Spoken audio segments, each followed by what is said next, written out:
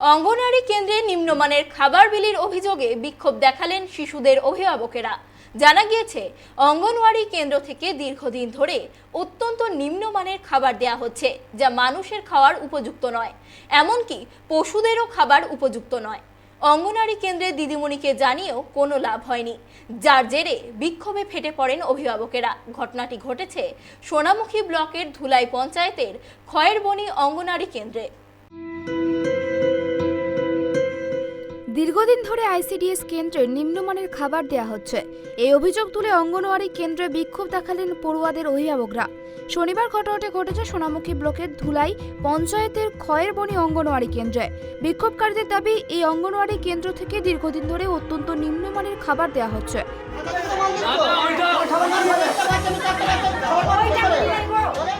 যা মানুষের খাওয়ার উপযুক্ত নয়, এমনকি পশুদের খাবারেরও উপযুক্ত নয়।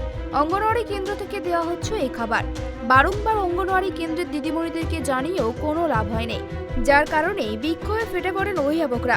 বিক্ষোভকারীরা আরও দাবি করেন, এখানে শিশুদের সঠিকভাবে পড়াশোনাও করানো হয় না। দেখাচ্ছিলাম বলতে গত 2 বছর ধরে প্রতিদিন খিচুড়ি দিচ্ছে, কিন্তু আমাদের কাছে যেটা খবর আছে যে প্রত্যেক সপ্তাহে 2 দিন ভাত, 2 দিন খিচুড়ি।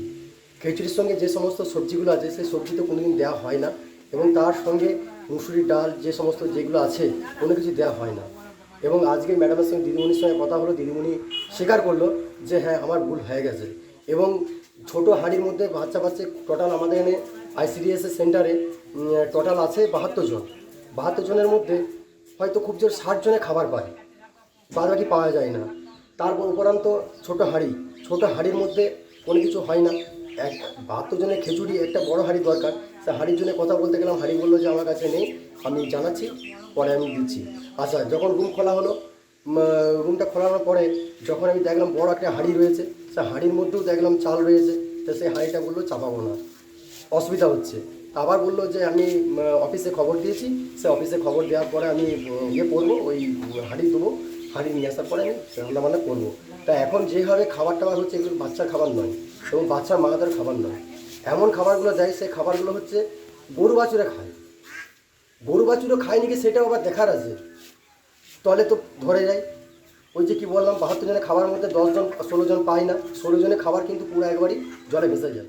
বিক্ষোভকারীরা জানান, এই অঙ্গনওয়াড়ি কেন্দ্রে 72 জন উপভোক্তা রয়েছে, যাদের মধ্যে প্রতিদিন 60 জন খাবার পায় আর বাকিরা পায় না। তাছাড়া এখান থেকে যে খাবার দেওয়া হয় তা অত্যন্ত নিম্নমানের। আমাদের দাবি, দ্রুত অঙ্গনওয়াড়ি কেন্দ্রে স্বচ্ছলতা ফিরে আসুক এবং সঠিক খাবার দেওয়া হোক। খয়েরবনি গ্রামের মেম্বার পূর্ণিমা ঘোষ বলেন, হ্যাঁ, আমরা শুনেছি এবং তো প্রতিদিন যেটা খিচুড়ি হচ্ছে ওটা নিয়ম, 3 দিন খিচুড়ি 3 দিন ভাত, সেটা প্রতিদিন দিচ্ছে। আমরা খোঁজ খবর করে নিয়ে দেখছি এবং পঞ্চায়েতে বা ভিডিওতে জানাচ্ছি।